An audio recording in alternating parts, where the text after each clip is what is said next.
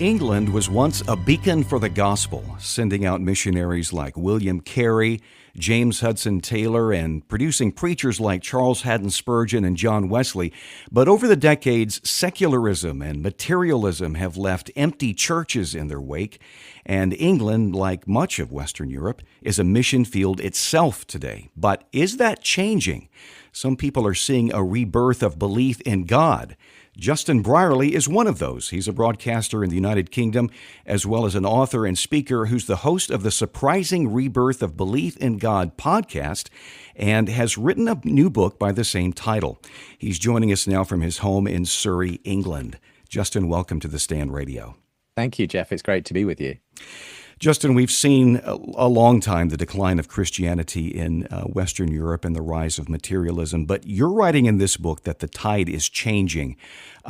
What leads you to that conclusion? Well, I've been hosting conversations here in the UK for over 17 or 18 years now between Christians and non-Christians.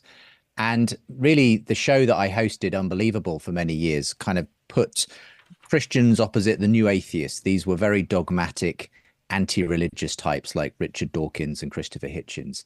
And that was the tenor of the debate for many years. But I did notice in the last few years that a change in the tone of the conversation. Many more people, even if they didn't call themselves Christians or believers, willing to accept the value of Christianity, to say that actually we've lost something without our Christian heritage in the UK and in the West generally. And I just noticed a new openness, actually. That was partly because the new atheism itself kind of imploded on itself and didn't really answer people's questions. But I was also noticing lots of these interesting people like Jordan Peterson, the well-known psychologist, talking in very favorable terms about Christianity, and even some very surprising adult converts to Christianity. And all of this gave me the sense that actually something has changed in our culture, that as we've approached a kind of what I call in the book a meaning crisis, right, where people are looking for a story to make sense of their life again, actually there are ears that are freshly open to hear the message of Christianity. Even as you say, in a country so very secular and post-Christian as the UK, I'm surprised to see actually some really interesting things happening at the moment. Yeah, Justin, you mentioned in your book that crisis of meaning, and you relate that to the new atheism. Some people might not be familiar with that term. Would you describe what is new atheism and what has it done to people? Well, I would say what was new atheism now, because I honestly do believe it's something in the past to some extent. But in the mid-2000s, it was this very strong, dogmatic, quite aggressive form of non-belief. And so you had the so-called four horsemen of new atheism. These were scientists like Richard Dawkins, the journalist Christopher Hitchens, public thinkers like Sam Harris and Daniel Dennett. They each had their own best-selling anti-God book. They were found on many stages all over the world. They had TV shows. And it was just a general kind of sense in the atmosphere that religion was just fairy tales, superstition, and was bad for you. That was the message that they were propounding. And so this was very much kind of what dominated the airwaves for a long time in our public culture. There was even here in the UK an atheist bus campaign, you know, these red London buses bearing the slogan, "There's probably no God, now stop worrying right, and enjoy your life." But that was, as I said, the reason I say that was the phenomenon of new atheism is because I do honestly believe it's really over now. I don't think they ultimately offered the answers people were looking for in life. And that's why, in many ways, their audiences have turned to these new thinkers who are far more open to the value of Christianity. As I say, people like Jordan Peterson and others. And I think that, as I say, the movement itself kind of imploded on itself. And I kind of watched this with interest from the sidelines, if you like, as I was hosting these conversations, because once they'd agreed that God didn't exist and religion is bad for you, they couldn't agree on anything else. And they started to go to war with each other over issues around social justice, LGBT, feminism, because some people wanted to take this atheist movement in a very sort of social justice sort of direction. They called it atheism plus.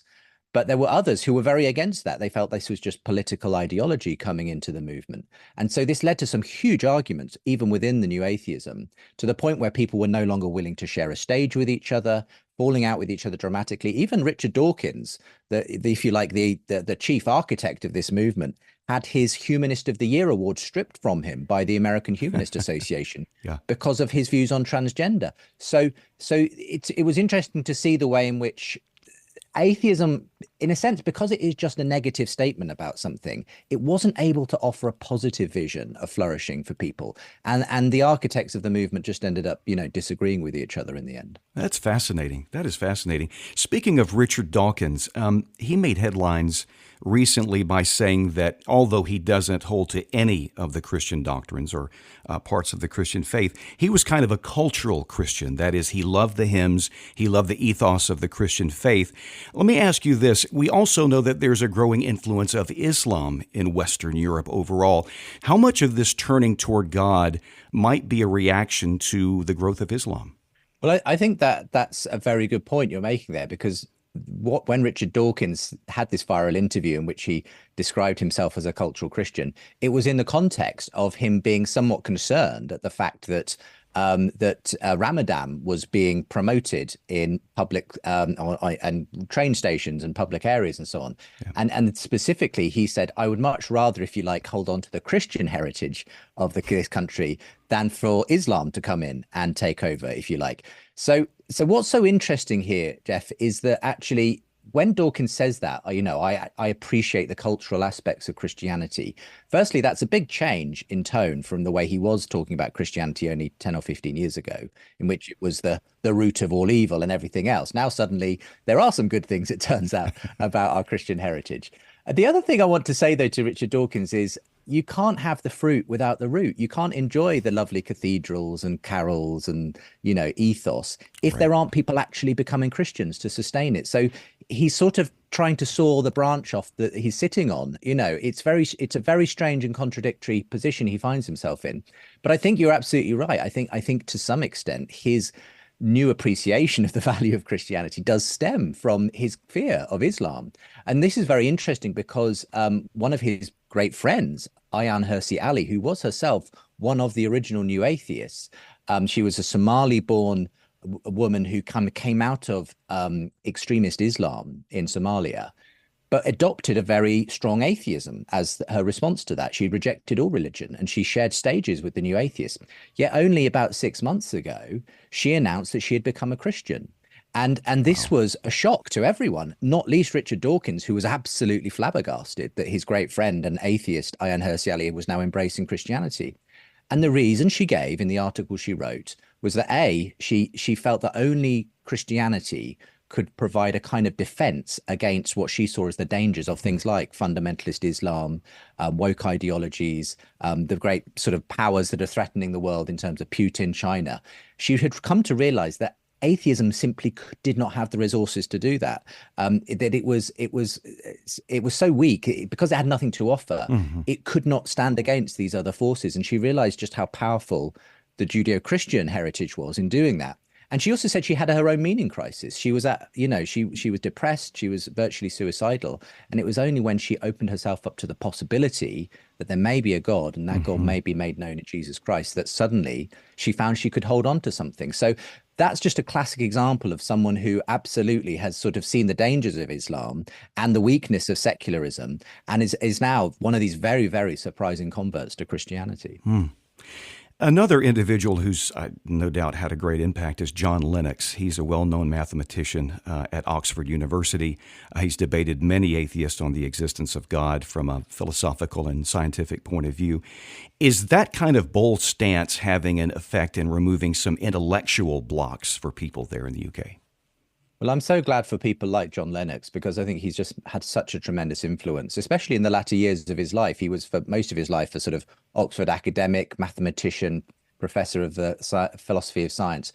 I've come to know him quite well in the last 10 to 15 years, and he has been an amazing sort of communicator, intellectual, and able to put ideas across accessibly, and had, some significant debates with people like Richard Dawkins. So, yeah, I think that's been an important part of, if you like, the move against New Atheism was people like John Lennox, but you could add other great Christian thinkers like William Lane Craig and many others who have really stepped up to the challenge that the New Atheists delivered and given really good intellectual reasons why Christianity makes sense, why there is no conflict between science and faith, as the New Atheists claimed. So I'm very thankful for people like John Lennox. But I was with John only a few days ago for a conference, and he he's getting on in years. He will say this himself. He's and so I think the challenge for Christians is to find who is the next John Lennox, the next mind like his, and how can we all actually be our own sort of John Lennox, showing that actually Christianity is an absolutely intellectually defensible option. In fact, it's the best option of all the options out there. It's the best story that you could ever tell, because it not only makes sense of the world around us, it makes sense of ourselves as well, our own search for meaning and purpose. So for me, I celebrate John Lennox, but he won't be with us forever, and we need to make sure we're doing the work that he's begun. Speak to that a little bit, because I think people in the U.S., I've heard this said many times, that wherever England is, America is 10 years behind it. So if it's the case in the U.K., that there is a rebirth of belief in God, that materialism and naturalism have left a void, which it does, then what kinds of questions should we be asking to people who now are open to the existence of God and then leading them to Jesus Christ? I think that sometimes we get stuck answering the questions of a bygone era. And while it's important to respond to some of those key questions, like, is there evidence for God? What about suffering? Give me some evidence for the resurrection. These were the kinds of, objections, if you like, that were being leveled by the new atheists. I think actually, because the conversation has changed in our culture, there are some slightly different questions that are being asked. And so it's important to respond to those. And I think what we see, as I say, because of this meaning crisis in our culture, because people are looking for a story to make sense of their lives, because the stories they're holding on to aren't making sense, if they're running after certain gender identities and sexualities as an answer to the deep longing in themselves. They might be looking to a political ideology to try to make sense of life. None of these were meant to take the place of God. And so I think the thing for the church is to show why Christianity is the most beautiful story you could hope to live in. And the questions people are asking now, I think, are more about, give me a reason to get out of bed in the morning. Help me to make sense of what life is about. I see so many, especially young men, who are kind of experiencing something like an identity crisis, because they've been given so many mixed messages by the world. They don't know what it means is to be a man. And that's why they're turning to these gurus like Jordan Peterson, frankly. It's because they're looking for identity. They're looking for a father figure. They're looking for some kind of stability. Now, interestingly, he's one of the people pointing them back to the scriptures to say, even though Jordan Peterson himself it's hard to pin down where he is, to be honest, on faith and God. But he's opened the door for a significant number of people to take Christianity seriously. I know a number of young men who have become Christians because they started listening to Jordan Peterson, and he kind of made it intellectually acceptable to take this seriously. So I think the church needs to be ready, looking at some of these prophets, if you like, from outside the church, and trying to understand, well, why are they attracting such large crowds? What are the questions they're answering? How can we be offering the true and beautiful picture of Jesus that is actually the ultimate answer to all of these longings? So that's my hope, is to kind of really key in now on these existential questions that people are asking. Wonderful. Our guest today is Justin Brierly. He's the author of the new book, The Surprising Rebirth of Belief in God, and hosts a podcast by the same name. If you'd like to get the book, we encourage you to do that. Go to christianbook.com. And also you can get the book as well as his podcast episodes at the website justinbrierly.com. Brierly is spelled Brierley, justinbrierly.com. Justin, thank you so much for sharing with us today what's going on. It's very exciting, and we hope and pray that the same thing will happen here in America. Well, bless you, Jeff. And they say that the US is only 10 years behind the UK, as you said, but I believe God hasn't given up on the UK. Often God works in ways where an unexpected revival is around the corner. I just have a feeling we might be in one of those moments. So pray for us. We'll pray for you. And thank you so much for talking to me.